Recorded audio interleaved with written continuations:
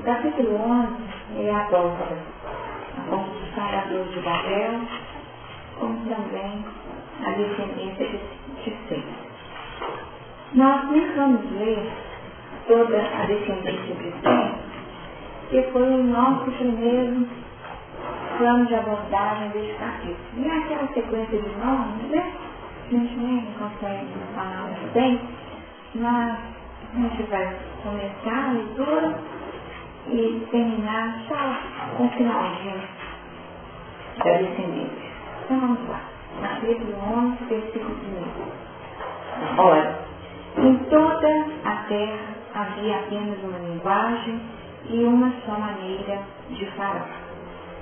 Sucedeu que, partindo eles do Oriente, deram uma planície na terra de Sinar, e habitaram ali, e disseram uns aos outros: Vinde, façamos tijolos e queimemo-los bem.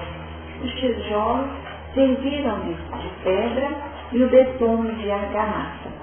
Disseram: Vinde, edifiquemos para nós uma cidade e uma torre, cujo tope chegue até os céus, e tornemos célebre o nosso nome, para que não sejamos espalhados por toda a terra. Então desceu o Senhor para ver a cidade e a torre que os filhos dos homens edificavam. E o Senhor disse: Eis que o povo é um, e todos têm a mesma linguagem. Isto é apenas o começo. Agora não haverá restrição para tudo que intentem fazer. Vinde, desçamos e confundamos ali a sua linguagem, para que um não entenda a linguagem de outro. Destarte, o Senhor os dispersou dali pela superfície da terra, e cessaram de edificar a cidade. Chamou-se-lhe por isso o nome de Babel, porque ali confundiu o Senhor a linguagem de toda a terra, e dali o Senhor os dispersou por toda a sua superfície. Aí temos a descendência, são essas as gerações de Sem. Ora, ele era da idade de 100 anos quando gerou Arfaxade, 2 anos depois do dilúvio. E depois que gerou Arfaxade, viveu 500 anos e gerou filhos e filhas. E ao final nós temos a dinâmica, né? Já depois do nascimento de Abrão, né? São essas as gerações de Terá, no 27. Terá gerou a Abrão, a Naor e a Arã. E Arã gerou a Ló. Morreu Arã na terra de seu nascimento e em Ur dos caldeus, estando Terá, seu pai ainda vivo. Abrão e Naor tomaram para si mulheres. A de Abrão chamava-se Sarai, a de Naor Milca, filha de Arã, que foi pai de Milca e de Isca. Sarai era estéril e não tinha filhos. Tomou Terá a Abrão, seu filho, e a Ló, filho de Arã, filho de seu filho, e a Sarai, sua nora, mulher de seu filho Abrão, e saiu com eles de Ur dos caldeus para ir à terra de Canaã. Foram até Arã, onde ficaram. E havendo Terá vivido 205 anos ao todo, morreu em Arã. Ai, gente, que legal do céu. Bom, nós já fizemos uma abordagem assim, linear, bem exaustiva, mas alguns pontos desse início do trabalho, do versículo 11, ainda merecem reflexões, do 1 até o versículo 9. Vejam bem, aqui nós temos uma questão desafiante, que é a tentativa do homem estabelecer um padrão de vida a partir da sua própria linguagem. Então, a palavra, quando nós pensamos naquela correlação, eu sou o caminho, a verdade e a vida, a associação que nós temos é que a palavra representaria já os elementos fundamentais para a construção efetiva de tudo aquilo que se realiza. Se nós temos as ideias, se nós temos a possibilidade de materializar inicialmente pelo pensamento, nós confirmamos aquilo que pensamos através da materialização. Então, as palavras representam aquele passo que definiria a sequência natural das realizações. Então, eu sou dono do meu silêncio, não é isso? Dono do meu silêncio. Aqui isso ainda está em uma construção de tempo ligado. Aquilo que está em mim, como ideias e pensamentos elaborados, ainda não tem uma força criativa tão substancial. Mas aqui nós temos, a partir de uma só fala, de uma só língua, essa palavra única definindo a proposta de vida desses homens. Esses homens que estavam instalados onde? Na terra de Sinar.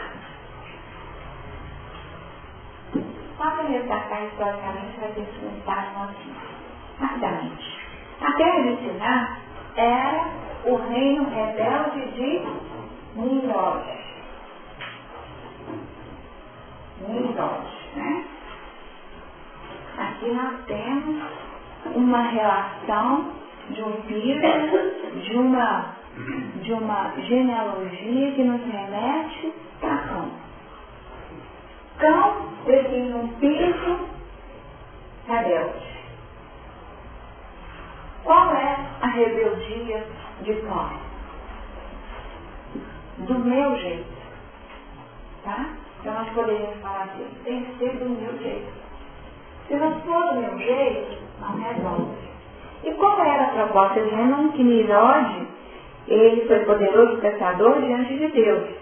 Tá? E o princípio do reino foi Babel. Então nós temos lá atrás.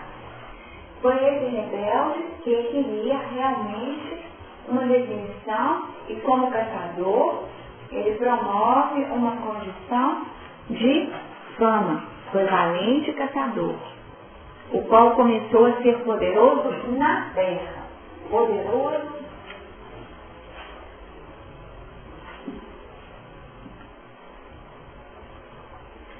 O que acontece aqui? Não, o princípio, quer dizer, aquilo que começou, o que culminou lá no tempo com a Torre de Babel. Começou com a ação de Nimrod. Chegou lá, tentou as tendas e falou assim, é aqui que nós vamos ficar. Começou o acampamento, vamos colocar assim. Primeiro acampou. Ele falou assim, não, nós vamos construir. Então, dentro das projeções, das construções, todas embasadas nisso, mas com uma afronta àquilo que seria a proposta divina. Porque qual era a proposta divina? Crescer, multiplicar e encher a terra, né? Cada um levando a sua mensagem dos pontos mais distintos e falando, não, é aqui que nós vamos ficar. Aqui que vai ser o nosso reino de estruturação. Aqui, nessa terra, poderoso na terra. E era uma posição desafiante. E isso começou, né? Começou a crescer. E foi ficando cada vez mais nítido. E a força de ação de Nimrod enquanto líder, vamos chamar Nimrod como um grande líder, tá? Um líder do mundo. Um grande líder, uma liderança. Ele conseguiu congregar. Ele teve uma visão, mas uma visão que era rebelde. E como nós identificamos isso? Olha só. Vinde, façamos tijolos e queimemos bem. De uma técnica para conseguir o resultado final. Nós vamos criar fortalezas. Isso é feito passo a passo. Nós temos que ter um planejamento. As trevas são organizadas, gente? Entrando a terra de Deus. As terras são organizadas. E às vezes nós não temos essa lucidez para identificarmos como ela pode ser organizada. Veja bem, nós acreditamos na influência dos Espíritos na nossa vida, não acreditamos? Então nós vamos ter reunião mediúnica. Olha só, nós estamos em reunião mediúnica. Nós estamos cercados só pelos nossos anjos da guarda? Sim, quem está indo junto conosco? Toda a turma que sintoniza com as nossas dificuldades. Vamos colocar assim, né? Fica mais leve. Toda a turma que sintoniza com as nossas dificuldades. Aí chega na reunião, o Espírito fala assim, porque de fato, todas as propostas encaminhadas retratam os anseios dentro do projeto reencarnatório de vocês. E aí assina, um amigo espiritual. E aí nós estamos muito felizes. Porque o que a gente quer? Nós queremos ter os nossos nomes escritos. Nós queremos o reconhecimento. E aí a gente fica maravilhado assim, gente, nossa sintonia, né? Que coisa maravilhosa. Como? E nós vamos sendo levados por tudo aquilo que reflete o nosso estado de ânimo. E aí é uma palavra única, não é? É uma palavra única, você fala na nossa linguagem. Que sintonia, que maravilha. Não foi de sintonia que nós falamos que essa palavra é essa? Seu avô está aqui. Não. Então se falar que seu avô está aqui, aí acabou, né? Porque meu avô é tudo de bom, né? Então nós temos, de fato, desafios. E nós entramos nessa faixa. Isso que Milord fez. Como uma liderança muito poderosa, mas aí que está, é poderosa mesmo. E nós estamos falando isso para nós percebermos como é desafiante o processo evolucional. Né? É muito desafiante. E por vezes o que acontece é que nós ficamos presos a essa construção, acreditando que essa construção é legal por muito tempo. Aí você está tirando essa parte da reunião do nossa família, nós estamos aqui no campo, estamos dividindo o corpo da cara nós estamos negando. Nós estamos optando pela ilusão. Porque nós estamos optando pela ilusão. E é muito difícil assumir que nós estamos optando pela ilusão. A gente se acha que é verdade, né? A gente se acha que é verdade. Então, nós vamos buscando elementos para poder definir que a palavra única aqui representa a verdade. Então, aquilo que poderia ser visto como uma conexão muito positiva, pode ser ao contrário, um grande desafio.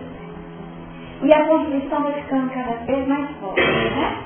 E os tijolos vão sendo queimados, e a argamassa vai sendo construída, e a edificação, que não é uma edificação externa simplesmente, às vezes até é uma edificação externa, muito poderosa, e foi o seguinte, Deus não deixaria isso acontecer, porque aí na hora que nos interessa a gente passa para Deus, né? E aí sim, mas deixamos de avaliar que foi uma construção dessa nossa condição de querermos o quê? O que ele quer? Disseram, vinde, e eles disseram, tá? É uma palavra única, mas que representa a ação de muitos. A ação de muitos. De muitos. Os livros não falam isso? Nos ambientes complexos, como assim ficam, né, cercados por entidades que têm vínculos os mais diversos. Os guardiães estão ali também. Mas os que estão na frente da nossa realidade têm um livre trânsito muito maior na nossa intimidade, pela própria sintonia que nós oferecemos. Então, é muito desafiante. E aí nós vamos. E vejam bem, edifiquemos para quem? Para Deus? Não, para nós. A edificação é para quem? Aqui é uma construção do eu menor, tá? Do ego. Vamos edificar para nós. edifiquemos para nós uma cidade e uma torre, cujo tope chegue até os céus, e tornemos célebre o nosso nome. O nosso nome. Vejam bem. E aqui o nosso nome. Seria fama, gente. O objetivo era a fama. Célebre o nosso nome. As construções deveriam ser feitas em nome de Deus.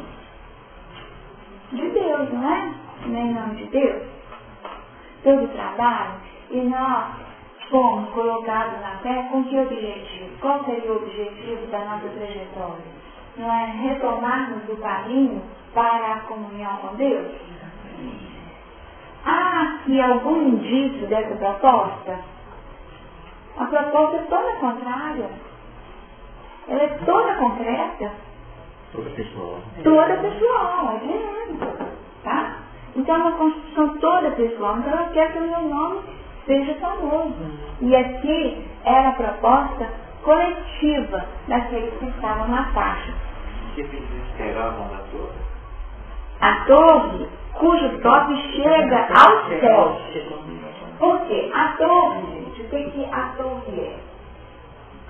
A torre é um símbolo que era visto como a estrada que une o céu com a terra. Então a estrada por onde os deuses, dentro do paganismo, dentro do politeísmo, por onde os deuses transitavam. Os deuses transitavam através das torres. Então, quer dizer, era através delas que eles desciam do céu para a terra. Mas vocês viram o que eles fizeram?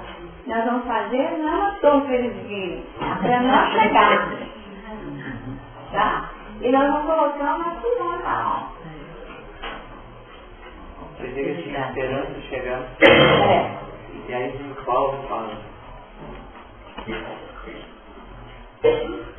A esperança que se vê não é esperança. Porque o que alguém vê, como esperar? Como esperar o que a gente está vendo? Então ele vem definir isso aí define como pura ilusão. Onde que está, não? Está em Romanos 8, Romanos 24. Muito interessante. Então já pode explicar, mesmo ficar Eu estou vendo como que o Paulo conseguiu aqui entrar em todo o espírito de Gênesis. Porque ele explica, a gente acha assim. Ele fala, a gente acha onde que ele está fundamentado. Né? Esperar fazer uma estadinha subir do céu, aquela escada ali, aí isso é esperança, é ilusão, não vão chegar. Esperança é aquilo que a gente não vê, entendeu? Porque a gente vê e espera é por ilusão. E da questão da fé. Muito interessante. Tá, então aqui nós vamos colocar a fé, né? A fé como um componente que é Deus, né? E não a propósito daquilo que está sendo construído concretamente. E vejam bem, eles ainda tinham uma colocação clara e definindo a rebeldia a partir da finalidade da construção. Colocar o nome para que não sejamos espalhados por toda a terra. Deixa claro. Não querer mistura e não vamos obedecer a Deus. Não vamos. Aqui que está a rebeldia, tá? Não vamos. Aqui é a expressão da não obediência. Tá? Aqui que nós temos a não obediência. O não acolhimento da proposta inicial, que seria a proposta redentora do Espírito. Não dá para você ficar dizendo da revista. Nessa sintonia não vai dar certo. O trabalho precisa ser feito de outra forma. Tá? Vocês vão conduzir de uma outra maneira, para que o trabalho aconteça de forma efetiva, mas cada um vivendo a sua realidade individualmente. Porque dentro desse coletivo, as pessoas acabam se perdendo, tá? Acabam se perdendo na própria ilusão. Só que tudo tem um limite, gente. Tudo tem um limite. Como que Kardec nos fala sobre a avaliação das comunicações mediúnicas, em termos da mistificação, tá? Nós temos que estar atentos para observarmos a pontinha da orelha. Em algum momento vai vazar algo que demonstre a realidade. Nós podemos estar num padrão de sintonia, nos contrariamos tanto nessa realidade que fica difícil identificar. Porque, gente, recados do plano espiritual é algo que nos conforta demais. Não conforta? Conforta demais.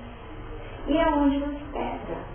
E aqui eu estou falando, nos pega, nos inserindo de A a Z, tá?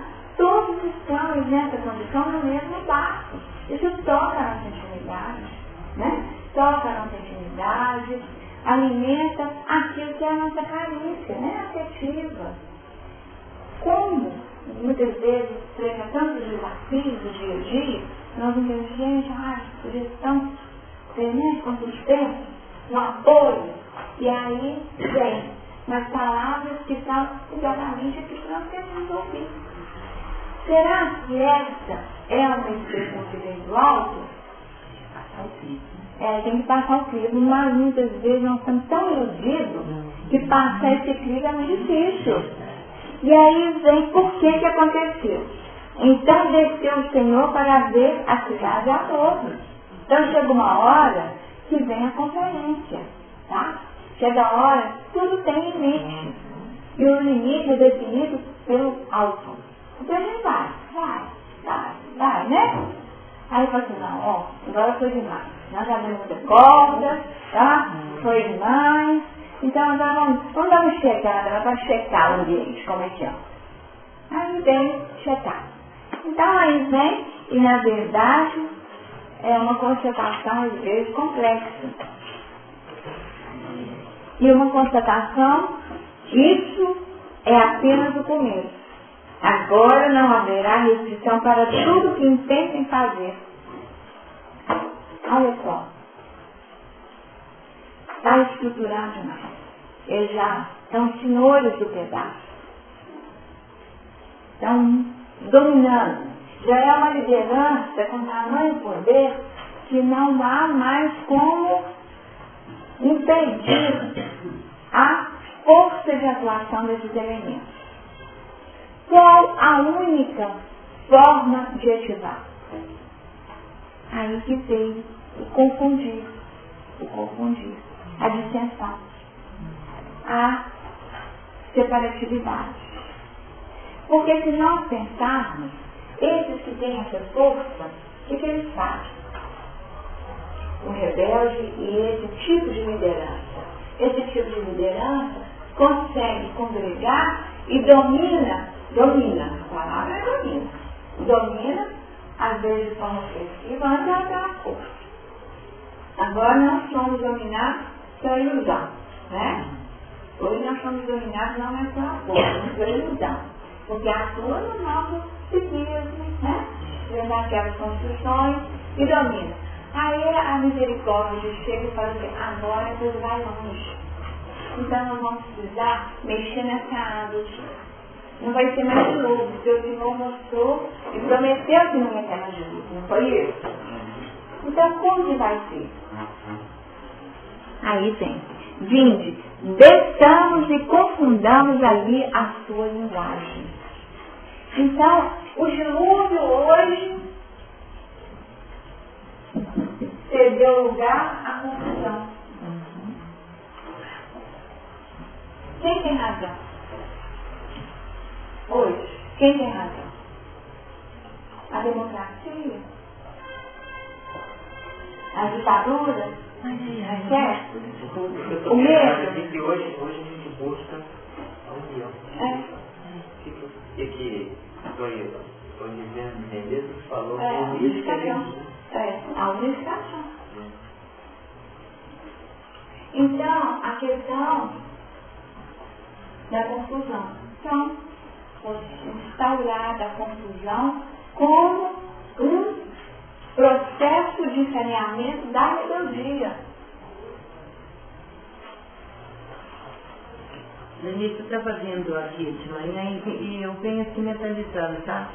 Porque é muito difícil a gente, quando está envolvido, a gente achar que o mal vai vencer o bem, que a luz, a treva vai vencer a luz. Aí eu vim agradecendo a Deus pela luz, pela treva, e foi assim, então falou assim, que num rastilho, na treva vem um rastilho de luz. E aquilo começa a dar uns clarões assim, no mundo, não no nosso mundo interno, no nosso mundo externo, né? E dão aqueles flashes de luz e que pega as mentes que estão mais aptas a receber isso. Aí a confusão é essa? A confusão é essa. Mas o grande desafio seria trabalhar o processo de iluminação da nossa treva. Isso. A iluminação da nossa treva. Aí vai vencer, né? A luz vai vencer. Porque tudo está em nós. Milagre seria a estruturação da síntese de tudo aquilo que nós damos conta de fazer. E quando a gente começa a fazer, a nossa habilidade para fazer é muito grande. Nós vamos criando impérios, tá certo? São impérios. Mas não são impérios para servir a Deus. São impérios para servir o nosso nome, tá? Os nossos anseios. Por que a dissensão vem? A dissensão vem para realmente quebrar essa expressão do nosso nome. E aqui nós entendemos. O que nós queremos? A fama ou o sucesso? Né? Foi o nosso estudo de ontem à noite. Nós queremos a fama ou o sucesso? Os dois mais alguma coisa, né? Na verdade, nós deveríamos querer o sucesso. Tá? Nós deveríamos querer o sucesso. Porque a fama é um nome conhecido. É um nome conhecido. Um nome que passa pelo tempo. As construções cada vez mais elaboradas, se a gente buscar lá atrás, está certo. Os faraós, eles contribuíram muito. Mas se a gente pensar bem, que sepulturas, hein? Que sepulturas? Qual o objetivo dessas sepulturas? Eternizar o nome? Eternizar o nome. Então nós repetimos esses comportamentos na tentativa de eternizar o nome. Nós queremos deixar nossa marca onde? Na terra. Não tem até acreditar, tem que plantar uma árvore, né? Escrever um livro e dar um filho, né? É isso. Porque eternizou no vegetal, né? Eternizou no plano intelectual, né? E no plano nominal, na semente que nós deixamos. Então nós ainda temos muito disso, da fama e do eternizar naquilo que é perecível, naquilo que é transitório, que na verdade deveria ser apenas um elemento, um instrumento do nosso crescimento. Então nós tomamos o instrumento, o piso, como sendo o fim. E o fim qual que é? O fim qual que é, gente? O nosso objetivo, qual que é a nossa meta? Qual que é a nossa meta? Eu vou deixar. Qual que é a meta? Comunhão com o divino. Comunhão com o divino. Reino de Deus.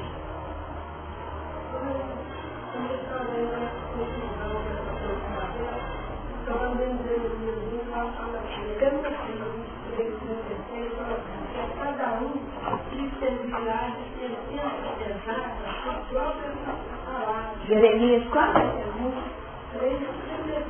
Nossa, gente, abre na página. Com que é? 23? Que a parte da cidade, a gente tem que lutar por ela. Porque a gente só vai colocar a nossa parte quando a cidade estiver assim.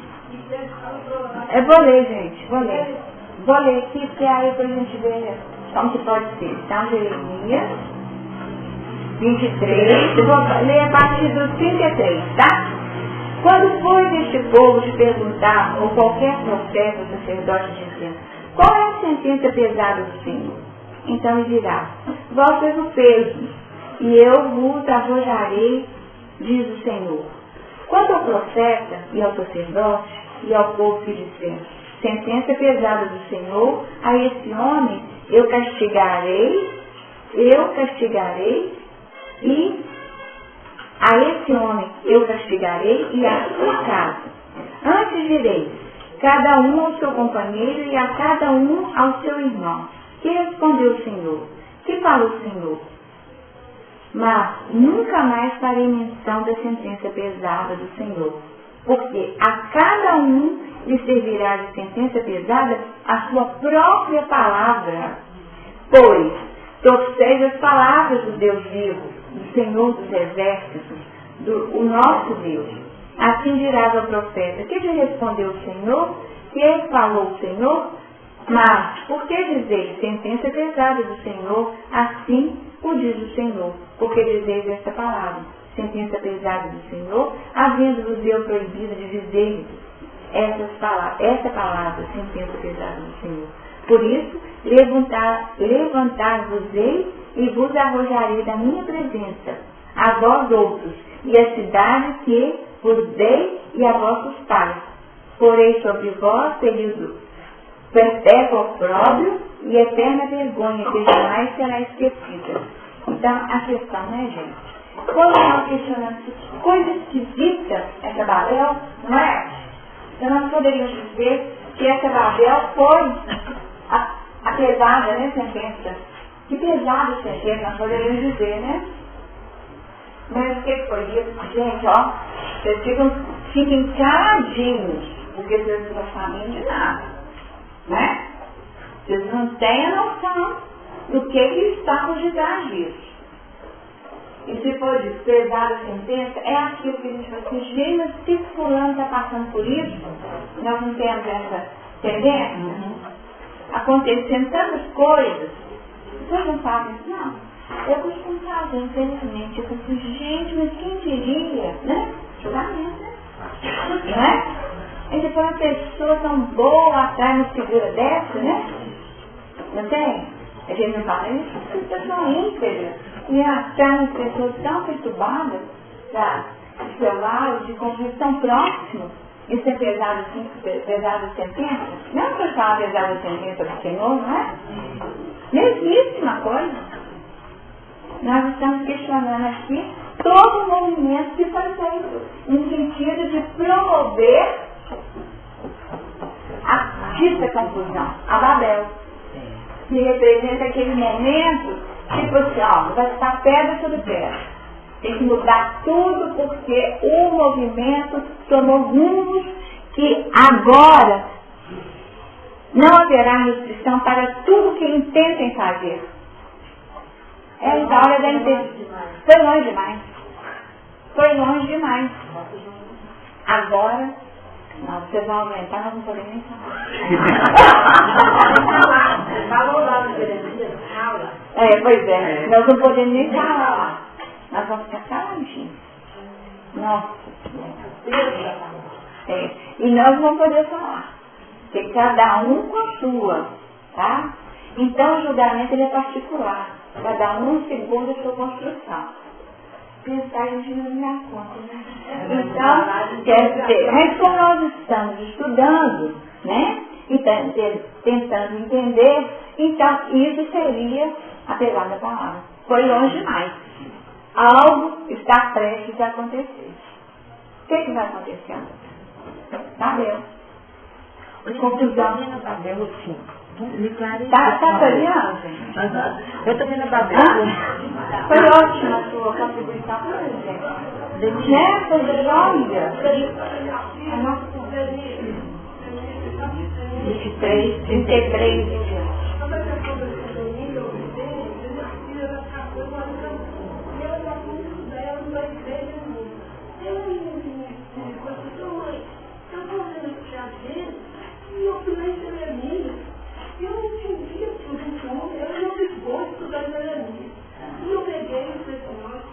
onde mais conhece assim da Trinidade, eu fiquei impressionado com aquela entrevista estudante. E aí, se a gente pensar o seguinte, o que o profeta é, né, gente? O que o profeta é?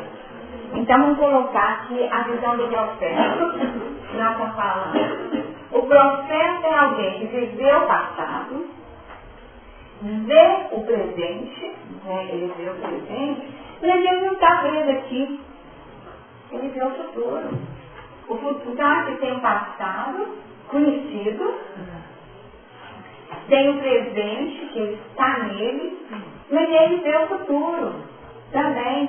Então, a expressão do profeta e a participação do profeta dentro do nosso contexto de vida é importantíssima. Aonde você está me respondendo, então, de forma direta, a gente realmente, então, a torre, o Lenice de Babel, pelo que eu estou compreendendo, enquanto inseridos todos esses componentes em que vai nos trazendo agora, nesse momento, para esses tempos anteriores. Então, seria isso aí? Exatamente, Aí você me respondeu aí agora com você, né? É tanto que é um tempo anterior que nós estamos comparando com o dilúvio. Nós não estamos comparando com o dilúvio. Então, é uma outra forma, né? É um outro movimento, tá? Um outro movimento, porque a palavra do jeitinho que ela trouxe aí, ó, foi longe demais. E agora não haverá restrição para tudo que intentem fazer. Eles perderam o limite. Eles já não atendem à autoridade. A rebeldia está num plano e só uma ação externa muito efetiva pode desestruturar esse comportamento. Você está colocando essa confusão num plano amplo? Amplo, geral, externo, tá? Por isso que eu estou colocando. Comparado ao dilúvio, tá? Ao dilúvio. E nós estamos tendo o seguinte, a confusão do entendimento é coloca. Cada um defende o seu ponto de vista. Quem que está com a razão? Quem que é o dono da verdade? Qual que está aí? As questões interpretativas, elas abrem espaço a partir da realidade que eu alcanço. A realidade, se eu avalio a partir das leis humanas, é de um jeito. Se eu anexo as leis humanas às leis espirituais, é de outro jeito. Então, o sujeito tem interpretações diversas, por isso precisa ser reformulado. Porque se fosse o reflexo natural do que é a vontade do alto, a vontade divina, as nossas leis, elas não seriam tão votadas com relação. Porque a nossa relação ainda passa muito pelo que me convém, para que o nosso nome seja vangloriado. Para que o nosso nome seja vangloriado. E a proposta, já que Paulo foi lembrado, a proposta de Paulo é uma outra liderança, né? Uma outra liderança, sim. Poderosa, né? Paulo é uma liderança construtiva. E ele diz o seguinte, é preciso que eu diminua, né? Ele repete as colocações de João Batista, de todos aqueles que reconhecem em Jesus o Cristo e que precisa ser a verdadeira liderança. Ó, eu estive líder até agora, mas agora não é mais comigo. Os homens estavam querendo isso naquele momento, no reino de Nirode? Não. Eles queriam a eternização. É desse jeito que nós queremos para sempre. Tá? E nós vamos o quê? Nós já temos o seguinte. Eles queriam invadir o céu, né, gente? Não era invadir o céu? Não dá uma ideia? Que era invadir o céu? Oi? Gente, não é não? Eu entendi como é isso, não?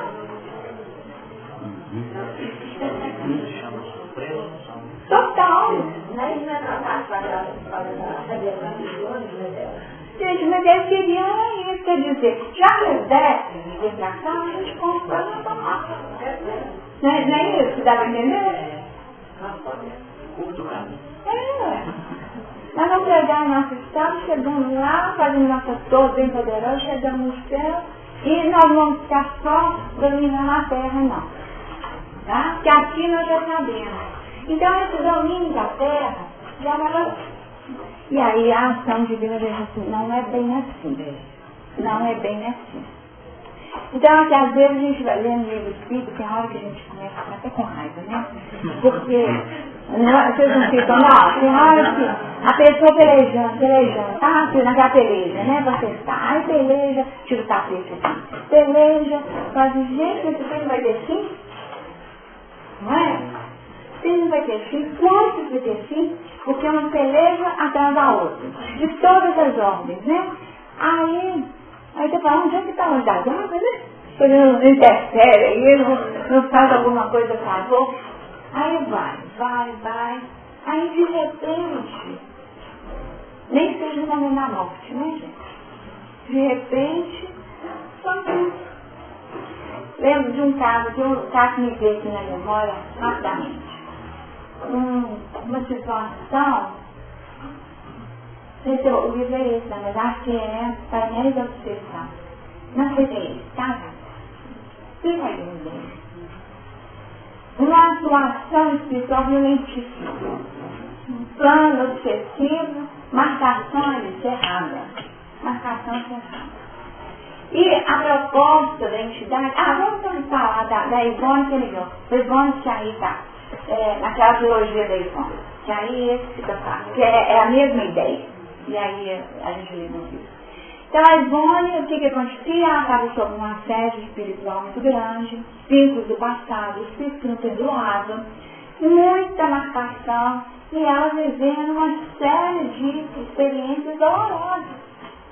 Entrava num transe mediúnico, que era semelhante a uma crise convulsiva, de total perda de consciência, muito desequilíbrio, viveu uma condição de estupro por influência, né? Uma condição de estupro, e aí depois ficou presa a uma situação pelo contexto social, tinha sintonia, mas então, engravidou-se, né? E aí a situação foi ficando, mas qual que era o objetivo do espírito? Retirá-la da vida física. Queria que ela voltasse ao plano espiritual para ficar sob o guante da sua ação pesada. E foi vivendo aquela coisinha. E aí a gente vai pensando, gente, de quem que é, né? O compromisso dessa história. Um menino de 15 anos, você põe, aí você olha para os seus filhos e fala assim, não, com 15 anos, que cabeça que tem, né? A gente começa, né? Você viver um negócio desse é muito complicado, aí vai. A gente vai pensando. Aí o que acontece no final? Ela opta por indução do suicídio, né? E se lança, né? Se lança no mar. Estava grávida, né? E se lança, e aí num precipício lá, e aí acaba se descarnando. E aí na hora que o espírito assim, pronto, desci, né? Conquistei o meu grande objetivo, que é, e aí, cadê ela?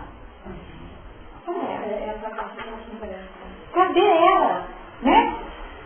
Cadê ela? Era tudo que ele queria, e cadê ela? Acabou. Agora não tem mais a ver com você, agora você não chega mais nela, né? Então aí nós percebemos, aí chegou na hora do Babel, entendeu? Não tem mais acesso, não tem mais sintonia, não. Agora é outra língua. E esse livro transformou... Ele foi longe demais. Mas ele falava, a misericórdia aqui agora chegou. Ele foi longe demais. E não tinha limite, porque ele já estava num grau de doença, vamos colocar assim, né? De doença, de obstinação, vamos colocar. O tamanho da obstinação do espírito era tal que tinha que ser feito alguma coisa, porque ele não conseguia mudar desse diapasão, ele não conseguia mudar a sua estrutura. E ela foi vivendo as experiências a partir de uma série de situações que foram mexendo com a estrutura íntima dele. E foi mexendo através da dor mesmo. Porque foi muita dor. Um contexto a mãe que não acolhia. E aí você percebeu, se a gente for levantando os desafios naquela própria vida, foram muitos desafios na própria vida. Quem que ela teve como elemento concreto foi o irmão, né? Que deu o apoio e que foi, vamos falar assim, a materialização do alto na vida dela. Que sem dúvida todos aqueles componentes foram úteis e continuaram tendo um efeito depois de desencarne dela. Porque a me chamou a atenção de vocês a leitura desse livro, quanto tempo que foi que ela conseguiu desvincular da experiência? Vocês lembram, não? Foram pouquíssimos anos. Ficou ali no pouquíssimos anos, acho que uns 3 anos, não lembro disso. Pouquíssimo tempo.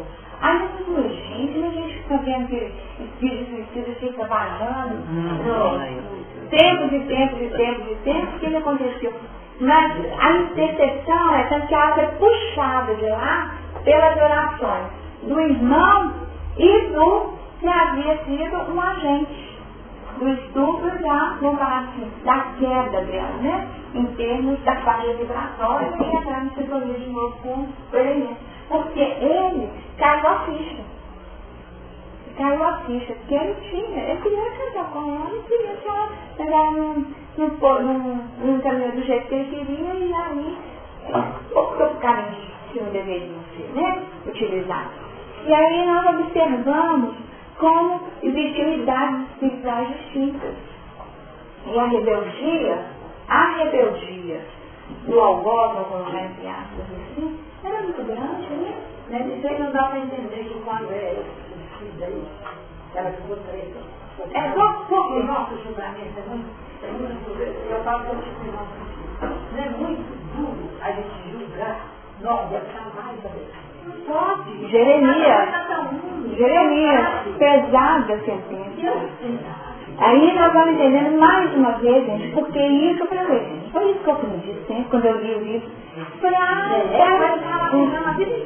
não foi isso, antes não podia nem sepultar, né, gente? Não podia nem sepultar, não podia fazer um trabalho. Aqui nós estamos respeitando, né, gente, os caminhos de cada qual, porque nós não sabemos quais foram, né? Quais foram e até os elementos indutores, porque muitas vezes é na fragilidade, tipo assim, que não vê saída, que a pessoa opta por um caminho desse, né? Não vê saída. Então, o que quer dizer?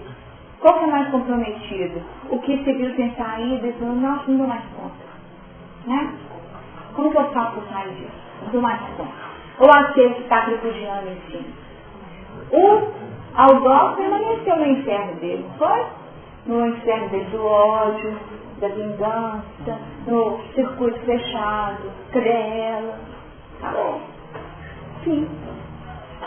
Então há a interferência, mas ele continuou o predomínio dele. O resgate dele, aí apesar da sentença, é outra história. Apesar da sentença dele, é outra história. E no caso, esse desafio. E como nós, aí vem uma outra mensagem para nos auxiliar na história do Ivone. O quanto as preces intercessórias, as preces, que a gente fala assim, aí eu vejo a orientação espiritual, preces, né, assim, preces, passos, leituras edificantes. Tudo igual, né? A gente não entende a falar. Preces, passos, leituras edificantes. No final, paz em Jesus. É assim? Aí a pessoa diz, pronto, gente, não é isso que eu queria, né? Mas as preces dali foram o elemento que reduziu. Uma de irmão X, que eu adoro, é aquela história, né? O auxílio, né? O auxílio do amor, né? Do pai, que tentou levar o filho lá, né? Ponte acima, né? Torre acima e levou para as esferas superiores. Chegou lá na torre acima, mas não sintonizou. E fez um auê nos níveis mais sutis. Todos olhavam aquilo com compaixão, entendendo que era um anseio paterno para buscar o filho numa condição que não era dele ainda. Ele próprio reconheceu, se desculpou junto a todos, né? Por terem acolhido o pedido de um pai, né? Que o pai é isso mesmo, né, gente? Quando a gente ama, a gente não perde um pouco a lucidez, né? A gente perde a lucidez e quer dar pro filho um piso final dele, né? Aí o que aconteceu? Voltou com ele lá para as zonas mais densas, para as regiões mais densas, e ia todos os dias. Levava, né? Um pedaço de pão, um pouco de água e café. Ele pôde realizar, né? Era o que ele podia, descer ele podia descer. Então ele ia lá, dava esse mínimo para ele. E aí no final, irmão X fala, né? O que 92 anos de amor puderam fazer, em nome do despertamento espiritual, 92 séculos de dor não teria feito. Ah, você vê. Era um herói, né, gente? 920. Ele já bateu. Era um herói, né, gente? Era um herói. Então, quer dizer, apesar da sentença, a gente parte. Nós não sabemos quem são os amigos, quais são as intercessões, né? Aquele que nós estamos vendo é restrito, é limitado, até mesmo para esse que era o algoz da Ivone, quem é que interceder, de repente ela própria intercedendo em favor dele. Pode interceder por ele. Gente, uma que eu não dou conta, né? A Lívia, né? O quê? A Lívia, ela não é ficar meio de mal do irmão, não é? Não é? Tem que pedir a Lei Maria da Penha.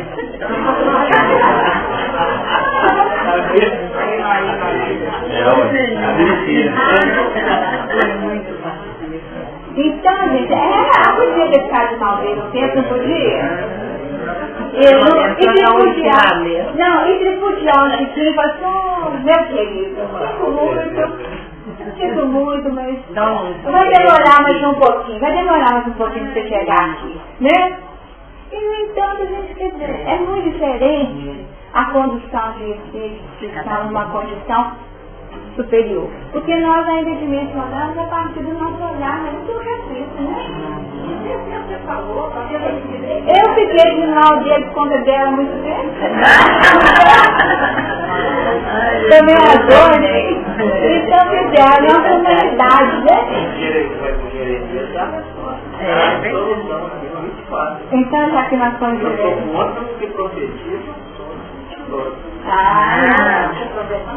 Muito mentirosa. Isso, tá vendo? Porque o Emmanuel sonhou um mentiroso. Exatamente. Então ele é contra e profecia. É isso aí. Tem um ponto que eu não estou pegando bem, que a conclusão das vindas parece que foi dada como um modo de frenar a rebeldia. E a conclusão das vindas são as conclusões de ideias, de ideais, de pensamentos. Mas não é uma diferença que nós precisamos? Mas por quê? Olha só, gente, no tudo igual, o que vai acontecer? Vai ser um império do mundo. Pois é. Então, aqui nós estamos vendo como positivo, isso foi ação divina. O dilúvio foi ação divina. Só que aqui, o que aconteceu no dilúvio? Essa foi a dúvida da glória. Nós temos alguns dias atrás, né? O que nós estamos percebendo é o seguinte: é bom dilúvio, gente? Não, nós estamos batidos, necessário. Tem que ter. Tem que ter batido pela água. Isso que batizou a humanidade como um todo. Nós temos que limpar isso, nós temos que fazer uma purificação. Tá? Então, aqui a confusão, não é uma confusão de línguas? Isso. Não batizo pelo fogo? Perfeito. Então, é batizo pelo fogo que você tem postos dele. Exatamente. É batizo pelo fogo. Falando em línguas distintas, cada um vai falar da si que é próprio, da sintonia. Então pode, gente, ó, vamos colocar assim, até pra gente ver as diferentes culturas.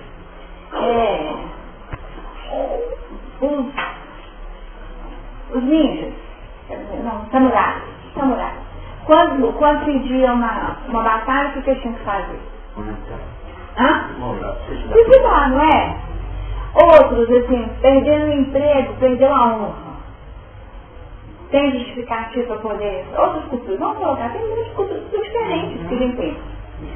Será que esse suicídio tem o mesmo peso para quem acredita no não matará? Que tem isso como mandamento de vida dentro do cristianismo? Tem o mesmo peso? Como que não pode ter o mesmo peso? Não pode ter o mesmo peso, porque se o tribunal da consciência que define, quer dizer, se alguém virar e falar assim, você violou o ser divino, é sexual. Primeira pergunta vai ser qual? Aí ele vai passar por um processo de esclarecimento. Aquele que não conhece a lei. Aquele que não conhece a lei. Ele diz, tem isso? Não podia não? Eu aprendi a vida inteira que era assim que eu retornaria de forma me posicionando perante a divindade, entregando a minha vida, porque já havia cumprido. Então não tem pesada a palavra no Senhor interno dessa pessoa, não tem pesada a palavra para ele, não.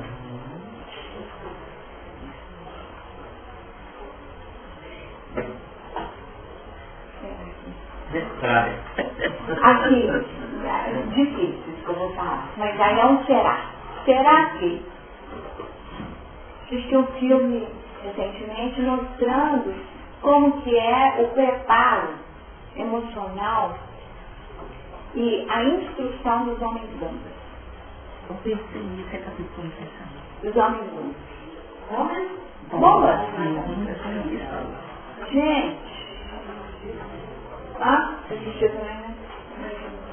Nem lembro. Mas assim, o que chamou atenção é um trabalho de uma liderança, né? De uma liderança com uma força de coesão, com uma força, sabe, de penetração, na intimidade, uma voz doce, tranquila, serena, sabe? E a coisa indo, sendo conduzida, e aqueles jovens discutindo aquilo, e as promessas sendo feitas. Então, faz parte, o processo do sonho, né? Então, o sonho. Então, quer dizer, aquele jovenzinho, porque se amarelar na hora H, é feito de tal forma que, como chama, tem o negócio? Detonador.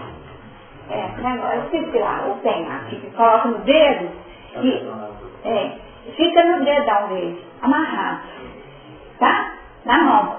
E é tudo amarrado no corpo, porque se ele desistir na hora H, vai a turma junto e fica distante. Então ele é executado. Ele é executado porque na hora que ele morre, a mão abre. Entendeu? Então ele não tem opção. Então você não sabe que hora ele morreu. Se ele morreu foi assassinado, entendeu? Ou se ele morreu foi detonando. Então ele acaba sendo um instrumento de escândalo, né? Então não tem saída. Na hora que entrou, acabou. Não tem. É isso que está escrito aqui. Agora não haverá restrição para tudo que se tentam fazer. Nesse sentido, não tem essa restrição. Já criou esse movimento, então a ação vai ter que ser de fora, de outra maneira. Então, esse menino lá, esse jovenzinho, como é que fica isso? Como que ele vai acordar no plano espiritual? Dentro da capacidade dele, pelo que eu vejo, como um herói, vamos assim dizer. Ele pode acordar até plasmando o que ele sonhou, o que ele cultivou aquilo, e já pode estar entrando aqui no estado de alucinação, né? Permanecer no estado de alucinação, porque morreu até antes, desencarnou até antes de detonar, né? Ou então, vai viver o quê? Os efeitos da desestruturação espiritual, como reflexo no espaço. Então, os extremos existem. Agora, por isso que a gente fala, né, que as mentes, né, as mentes, os que ficam no planejamento, acabam agregando para si uma série muito maior de compromissos, né? Porque são elementos que conduzem nós, né? Então, essa confusão de pensamentos e de ideias me preocupou no passado e voltou a me preocupar um pouco de novo. Essa confusão que a gente vive agora, por exemplo, eu achar assim, está acontecendo as coisas e eu falo assim, gente, será que eu estou ficando fria, sem sentimento? Assim, com atitudes na família, com atitudes que está acontecendo à nossa volta. E aí eu voltei a me preocupar um pouquinho, eu falei assim, será que eu estou ficando fria com o que está acontecendo? O que está acontecendo comigo de novo? Eu já tive uma resposta da outra vez. Podia ser um momento que eu estava aprendendo mais, estava cultivando mais, sabe, assim, no meu pensamento, e isso podia estar provocando assim, esse desnível de pensamento. Eu estou falando que eu estou com problemas na família, problemas de irmã. Tem hora que eu esqueço que eu estou com uma irmã no CTI. Tem hora que eu falo, gente, meu Deus, a minha irmã está lá passando coisa e eu estou na minha tribulação da vida, corre aqui, corre ali. Mas aí depois eu vi um programa, essa semana, uma família recebendo uns meninos que vão para passar tempos, para mudar de ambiente. E eu achei aquilo tão, não estou ficando sem sentimento, não, porque na hora que eu vi a mulher com o menino e a família, aquilo me tocou tão profundamente, sabe, não estou ficando frio. Mas, gente, nós temos um desafio, né? Qual que é o desafio? O desafio é a morte. A morte? A morte. Ah, é? Então não é tanto sofrimento.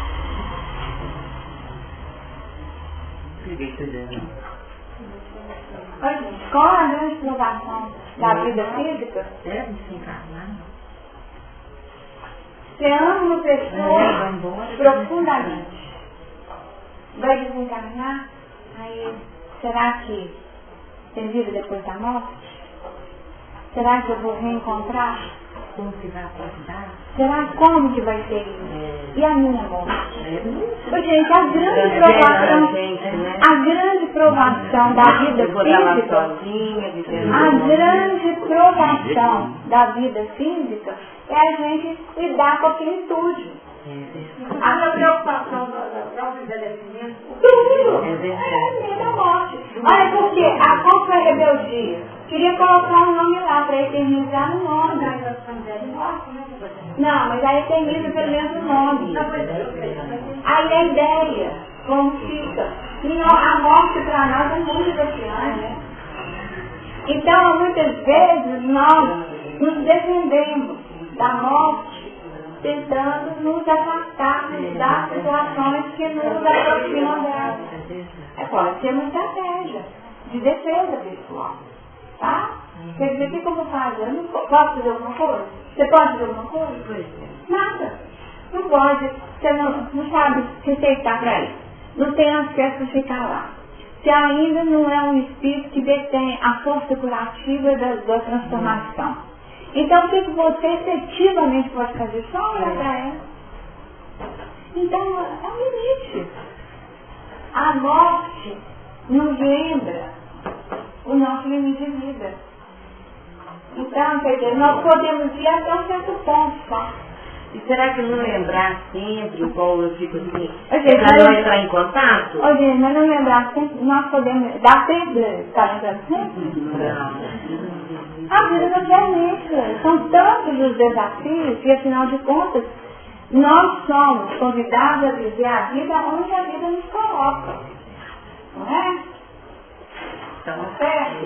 Então, a gente quer morrer do outro. Quer viver a experiência do outro. Verdade, não. Não dá para viver a experiência do outro. Igual o filho, né? Nós falamos do filho que ela era aqui para outro lugar, né? Que, se eu pudesse, estaria no lugar de fulano, né? Tá vazio. Bom, o que mais aqui que ainda dá para falar? Então, quer dizer, desçamos e confundamos ali a sua linguagem para que não entenda a linguagem de outro. Então, quer dizer, cada um no seu filho. De novo. que cada um retome o seu próprio piso. E cada um fale da verdade a partir do seu piso. Sem esse entendimento. E aí vem a consequência natural dessa medida. Qual foi? Confusão das nuvens. Dispersaram, os dispersou ali pela superfície da terra e cessaram de edificar a cidade.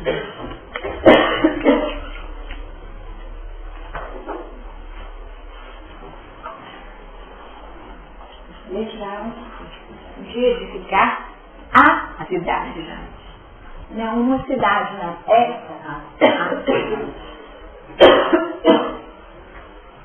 A cidade que materializa a rebeldia. Tá? Então aqui não tem mais tempo para isso. E é isso que acontece conosco. Nós somos retirados do contexto para que haja uma mudança. A mudança, e aqui nós poderíamos chamar Babel, de confusão, dilúvio, como lei e evolução. Qual delas? Evolução natural. Discorda ali.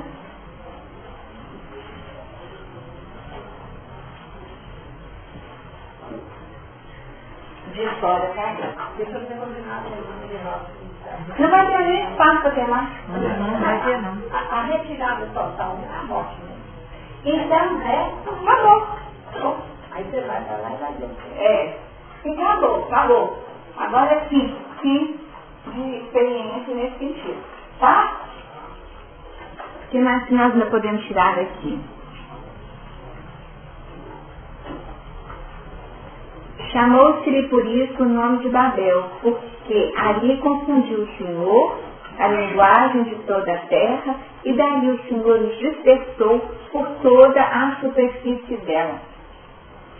O que nós temos nesse último versículo? A retomada da proposta inicial de Gênesis. Tá certo? Novamente, através de experiências diversas, em ambientes diversos, como se fosse um novo ciclo. Tá? Um novo ciclo. E vejam bem, fechou esse ciclo. Muito interessante, né? Eles estavam aqui na Terra, talvez não. Talvez tenham se desvelado. Tá? Teria que ser num outro piso, numa outra forma. E logo, na sequência, surge a descendência de Sem. Tá? Nós estamos tentando retomar e observar como as questões são repetitivas, né? Porque no dilúvio, o que aconteceu? A humanidade, os cadáveres, todos mortos, ficou e só cobrou Noé, não foi? Antes de Noé. Então, depois dessa conclusão aqui, nós temos como se fosse um novo ciclo da história da humanidade. Tá? Um novo ciclo. Com muitos desafios, né? Com muitos movimentos, até que nós alcançamos o final do capítulo, que seria a partir de Terra, o nascimento de Abraão, né? Virou uma confusão. Então, se nós... Virou Babel, né? Virou. Confusão completa. Então, aqui nós teríamos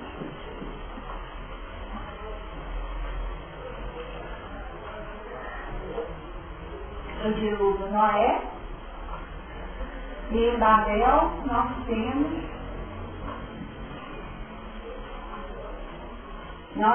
aqui os filhos, né?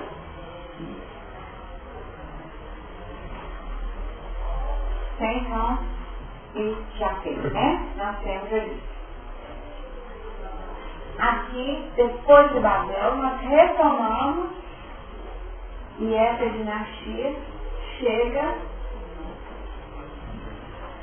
nessa genealogia, nessa genealogia, nós teríamos então Abraão. E Abraão como sendo aquele que representa o primeiro patriarca, né? O primeiro. E aqui, aí já definindo, ele sim é considerado o primeiro líder. Se nós falamos de líder, temos uma liderança dos seus filhos. Mas o líder, na expressão dessa liderança, que propõe o ser, propõe ao ser uma trajetória que possa possibilitar a conjugação com o divino, é em Abraão que nós temos. Por isso que é pai daqueles que creem. Pai daqueles que creem.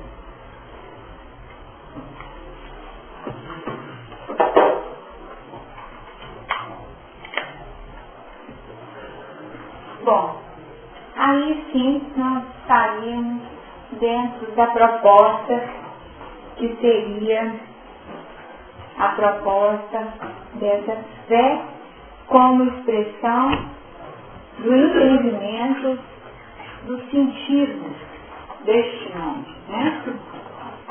Aqui é uma nova construção.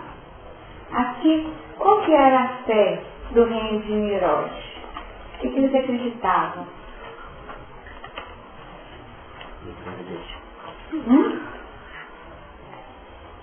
Acreditavam no próprio nome, né, gente? Nas construções concretas deles, né?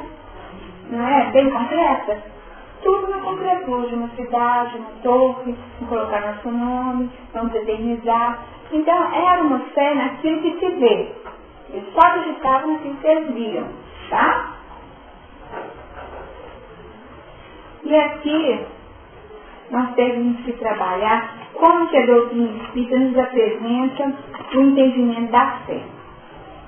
Nós buscamos no Evangelho do Espiritismo, no capítulo 19, a fé transporta montanhas.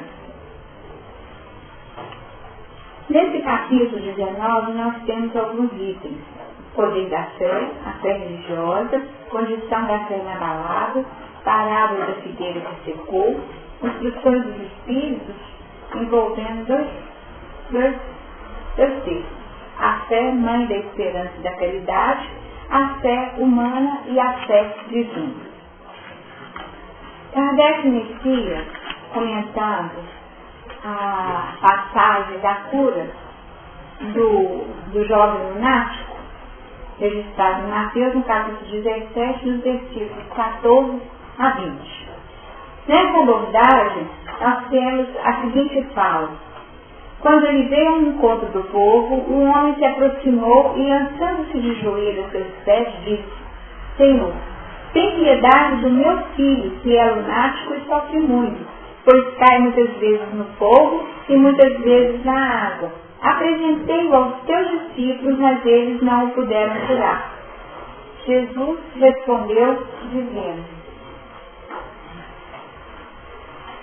Ó raça incrédula e depravada, até quando estarei convosco? Até quando vos sofrerei? Trazei-me aqui esse menino. E tendo Jesus ameaçado o demônio, este saiu do menino, que no mesmo instante ficou só.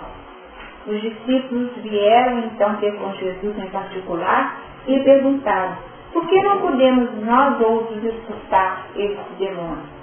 Respondeu-lhe Jesus: por causa da vossa incredulidade, pois em verdade vos digo, se tivesseis a fé do tamanho de um grão de mostarda, dirias a essa montanha: transporta-te daí para aí, e ela se transportaria e nada vos seria impossível. Quantas vezes na cura nós temos o registro: a sua fé te curou, te salvou, né? Então a fé tem sido apontada como um componente de poder curativo. Um poder curativo inegável. E aqui, essa passagem, essa cura, demonstra que Jesus define: a fé é mais poderosa do que vocês imaginam. E o chamou de Massa de incrédulos. Incrédulos. Então aqui nós temos que a fé passa pelo acreditar. Passa pelo confiar.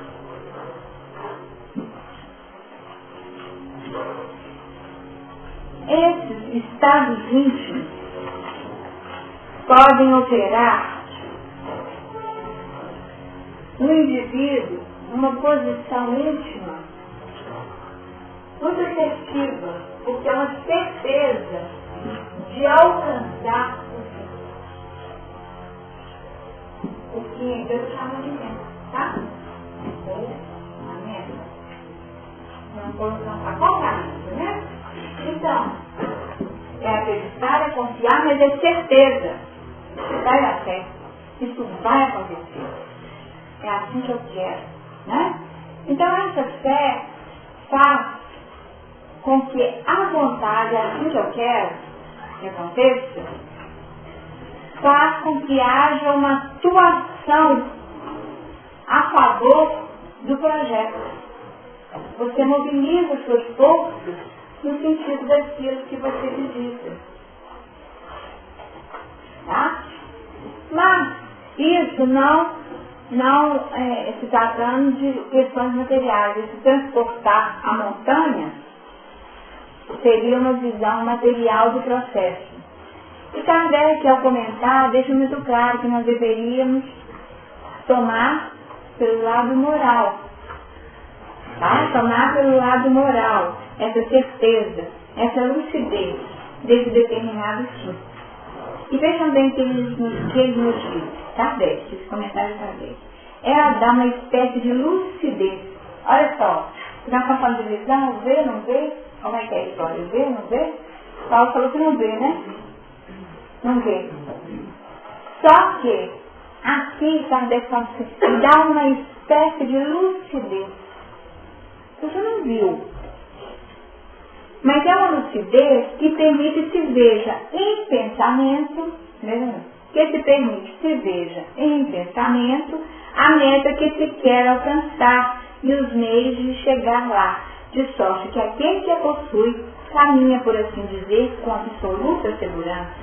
Num como no outro caso, pode ela dar lugar a que se executem grandes coisas. Então é aquela espécie de lucidez, aquela do profeta, que vê o futuro, tá? É uma lucidez, é um estado alterado de consciência que permite não uma visão clara, específica do bem material, mas daquilo que pode ser alcançado, tá?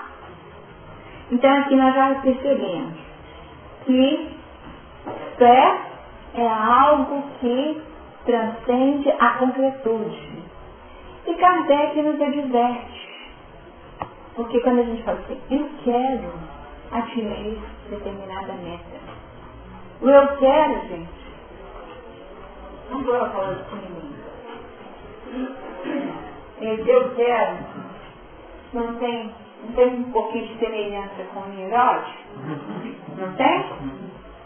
Então fala o seguinte, cumpre não confundir a fé com a presunção. O presunçoso fala assim, eu chego lá e faço, pode deixar, deixa comigo que eu faço. Tá?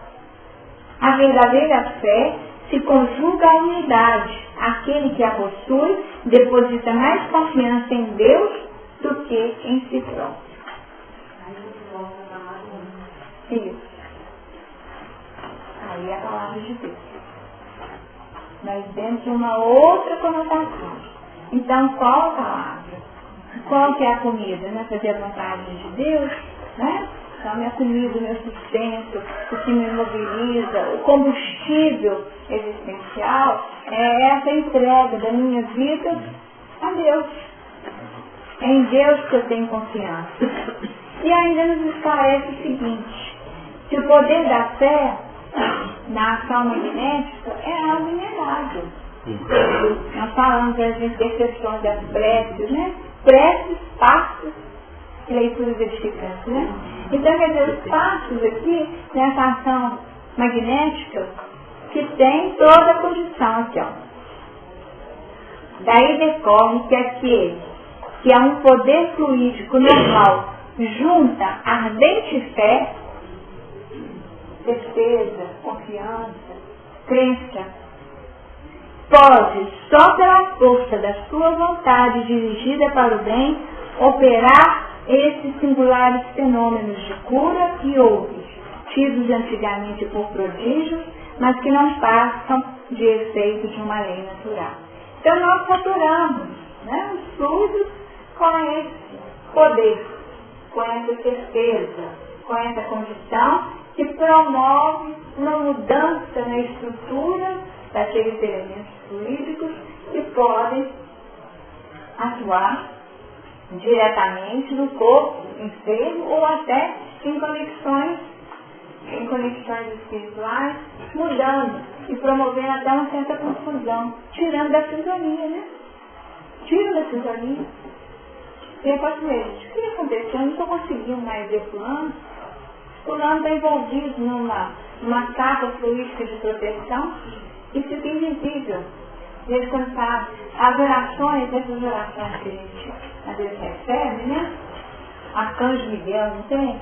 Dorme invisível perante meus inimigos, tem umas coisas assim? Não tem essas coisas? Aí a gente querendo entender como que é isso, hein? Dorme invisível perante meus inimigos. De repente, coloca uma cara fluídica assim, de outro terror, e não vê mesmo, não é? Não vê mesmo, não é? Eu estou querendo ficar protegido aqui, ó. Muda a sintonia, muda o processo para que eu possa passar invisível. Aí a gente entende porque que lá no momento a pessoa que é um atirador daqueles que não perde nada, mas no momento lá de uma tentativa que acaba sendo fruto. Mas como que fulano errou? Né? Como que fulano errou? Aí você fala, o que foi? Foi um milagre? Teve uma interferência? Teve uma proteção? E aí é a hora, que falou, é a hora do chega, tá? Chega. Isso fulano tem que passar. André Luiz mostra isso para nós. Fulano não tem que passar por isso. Não tem que passar por isso. Então os recursos existem, tá? E nós vamos ficar muito com a colocação de hoje, né? E depois a gente precisa mais sobre a fé. Que a fé agora é só o começo, né? Que nós vamos estudar a fé para valer, né? Essa colocação, para não nos atermos às questões do julgamento frente às sentenças. O nosso julgamento frente às sentenças. Né?